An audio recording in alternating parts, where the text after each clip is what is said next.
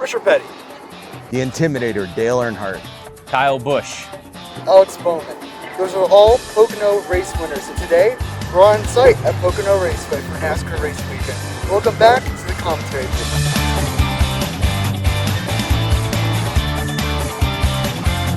Like I said, we're at Pocono today, and we have a special guest with us, my dad, Mike Dukowski. Hey guys. So, we've been gone for a little bit, and today's a little bit more of a shorter special, but we just want to document our time here at Pocono.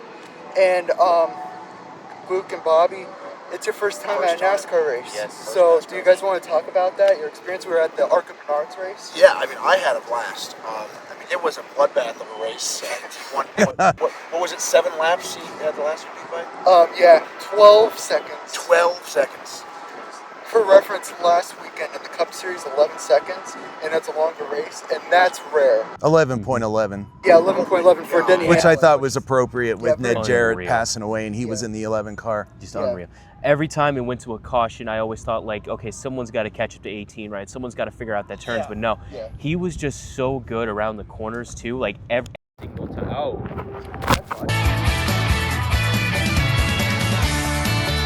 Okay, as you were saying, you're talking about the racing winner, Yes, Gio before that. Ruggiero. Yeah. Before that. Yes, of course. As I said, the cornering was just insane. Anytime he would come around the corner, he would just blast off, man. Like, I just don't know. Like, he lifted at the right moment and then just put his foot on the gas. Right around the third turn, he would just gap. I know. We were just point and laugh because it was just watching the separation. It's tough is for crazy. any of those teams to compete with the Joe Gibbs products. Yes. Yeah, when you're competing against a Cup Series team, it's rough. I'd imagine it was pretty hard. But yeah, Pocono, I mean, you're talking about that turn 3. That is so important because that goes on to the longest straightaway in NASCAR, so you need to get some momentum going. Yeah. But yeah, so we talked about that. Gio Ruggiero, he won. Tomorrow is the O'Reilly Series race, and Sunday's the Cup Series race. So that's going to be neat. We'll be watching it from home. We're only here today. But yeah, I want us to talk a little bit about some things that happened since our last podcast episode, specifically Kyle Busch passing away. Absolute legend of the sport, honestly, arguably one of the best, if not the best, that the sport has ever seen. Dad, you want to talk about Kyle Busch a little bit? Yeah, Kyle Busch, boy, he came into the sport and he was upsetting a lot of people. His driving style was really aggressive.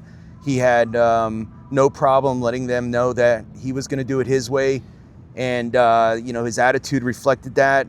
He had ruffled some feathers at Hendrick Motorsports when he first came on the scene. I don't think he got along with Mr. Hendrick very well with his attitude. He was a fireball, to say the least, when he first came on. But over the years, he calmed down, but he still had an aggressive driving style, for sure, all the way up until he was with Gibbs. Yeah, I mean, even before you introduced me to the bigger world in NASCAR, I knew who Kyle Busch was. He was, from what I remember, just as you said, just a fireball. Very fiery personality. I loved listening to his radio calls to his teammates. Oh, yeah. Dropping the F-bomb on them whenever he could. Yep.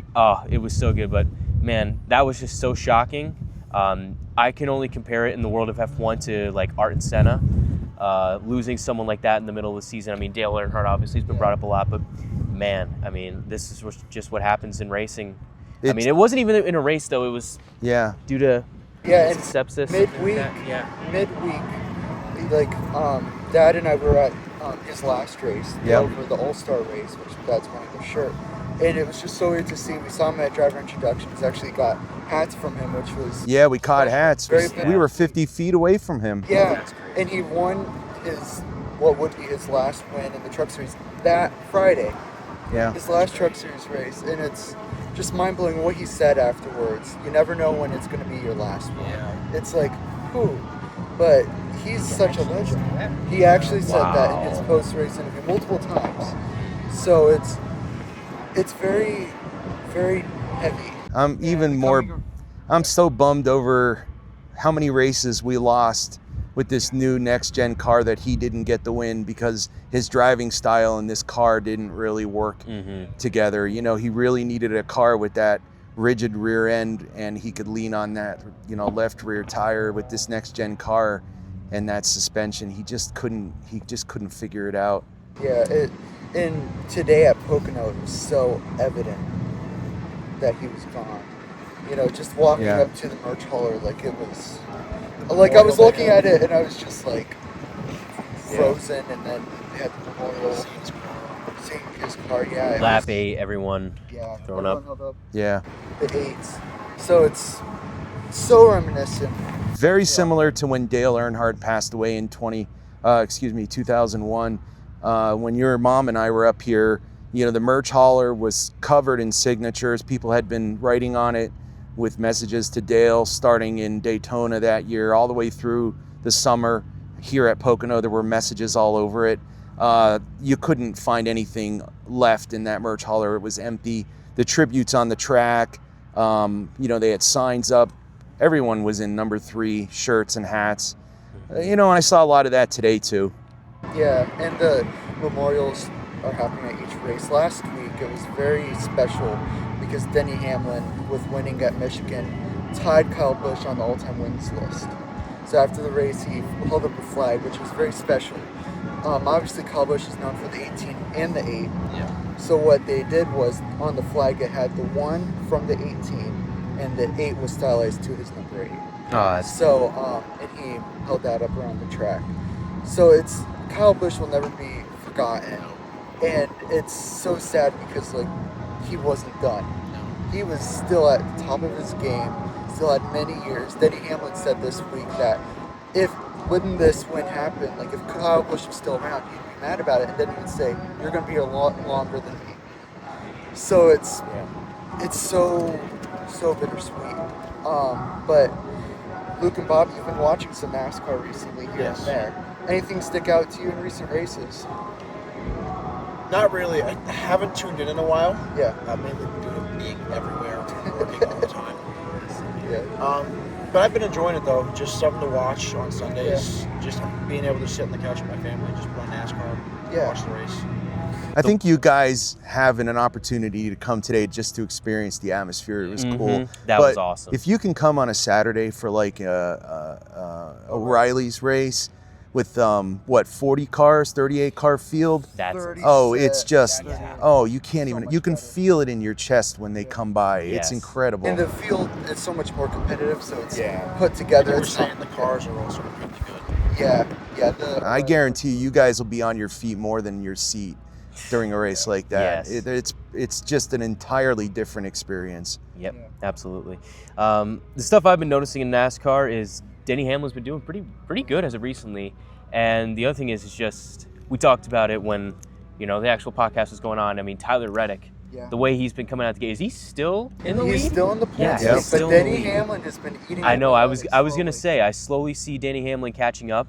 How many races are left in the season now? We're gonna be 16 maybe. 12. okay. I think it's like 11 or 12. Okay, so we're something getting like there. that. Yeah, it's gonna be Or an in interesting the race. regular season before the chase. Oh, sure. So I haven't really been paying much attention because, well, Connor Zilic has been. it's so bad. It's been so bad, It's man. so So like, bad. abysmal. It's- Like from the beginning, I was like, okay, we could probably pick it up halfway through. No. I think the last time I watched, Ross Chastain was last. yeah. I'm pretty Yeah, they're certain. struggling. They're struggling this year. Just a never-ending suffering of. He's Yeah, teammates drivers. with Connor Zilic, Yep. and you can see Ross is just trying to nurse that car home to a finish, even if he gets a 25th plus position.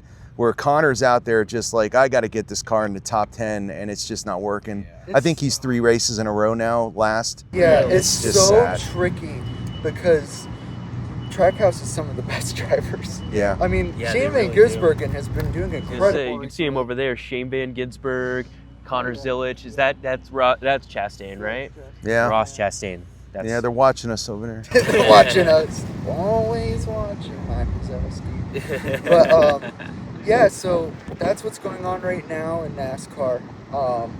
Anything else we want to touch on in the world of NASCAR or any other things? Well, it's the new point system this year. True. I think Denny Hamlin is set to win it with the consistency he's showing. I think it doesn't matter what track he goes to, he's going to get it done. I think, yeah, obviously the road courses are going to be a challenge, and who can beat Van Gisbergen? But Yeah. I'm sure that team is like, let's just focus on a top 5 maybe even a top 10. Let's not get in trouble. I think he'll do it. Well, I the think biggest thing is there's no road courses in the Chase this year because they changed the Roval to the Oval. So, it's even better for him. yeah, I think it's his year. Do you think he's going to beat Reddick for the Yes, regular season? I do. Okay. I do. I That's think cool. Denny is going to have more consistency. I think his crew chief, Chris Gale, is just set to get that team over the finish line with this championship. I think Tyler Reddick is still experiencing pains from last year and the year before. No, I don't think he's going to do it. I think Denny will. I think Denny overall has a bigger picture that looks better than Reddick's, for sure. Oh, wow. Well, I think that's all for today. It's starting to rain a little rain's bit here at starting to come Pocono. down, Yes. So We knew it was imminent. Yeah, It's we're a sun like, shower. It's We not need the that risk. bad. yeah, just a light sprinkle. If you're wondering about Formula One, don't. Don't. Kimi Antonelli has won everything. Literally everything. Don't Another worry. episode comes out, that means the Knicks fans have not invaded Pennsylvania. Exactly. Another episode has come out and Kimi Antonelli has still won. You will not see me. I will be in the river. Well, hopefully we're back soon. Oh, I hope so You know, too. now Yes. that we got equipment, so we'll probably start recording here real soon. This is Yeah. just kind of the start. So Yeah, I hope you guys do. I promise you, I'm probably the first viewer on YouTube when you guys put a episode out. I guarantee it. So, yeah, and I always wondered how you made such successful episodes, and today I figured it out. The guy behind the scenes, Gavin. Gavin. shout out Gavin. Gavin, let's get. Yeah, no, definitely. I knew it wasn't you three doing it. If it was me, I mean, every episode would be an hour long and just complete. We're like all the talent everywhere. We sit here. Yeah. All our peasants No, work for every podcast needs a Gavin. Yes. Yes. Awesome.